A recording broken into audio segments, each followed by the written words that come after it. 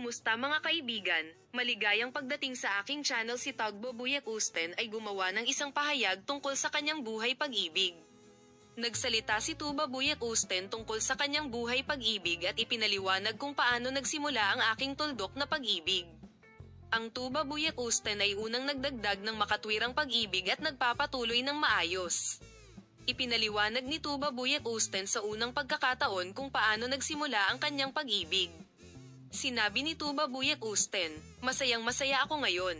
Si Tagbo Buyak Usten, na umibig kay Enja Nakurek noong 2022, ay gumawa ng mga bagong pahayag tungkol sa pag-ibig.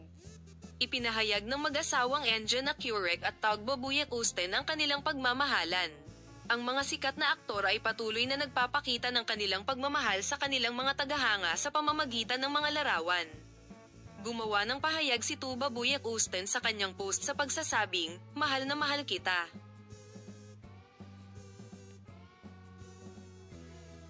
Ang anunsyo ng pag-ibig ng taon tulad nito ay lubos na pinahahalagahan.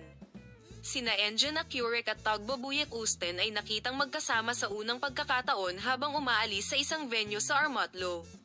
Natawa si Enja Nakurek sa pahayag ng mga mamamahayag na nalaman namin ang tungkol sa relasyon mula kay Mr. Burkay, na nagsasabing, "I swear, natutunan din namin ito mula sa kanya." Ayon sa balita sa ikalawang pahina, ipinaliwanag ni Tuba Buyak Usten kung paano nagsimula ang kanilang relasyon. Ginamit ni Tuba Buyak Usten ang mga sumusunod na pahayag sa kanyang pahayag. "Marami kaming mutual friends. Medyo nakilala namin ang isa't isa. Maayos naman ang takbo ng lahat. Sobrang saya namin ngayon. Ang mga paliwanag na ito ay tinatanggap ng mga tagahanga. Patuloy kaming magpapakita sa iyo ng mga bagong post tungkol sa pag-ibig. Paalam na makita ka sa mga bagong video."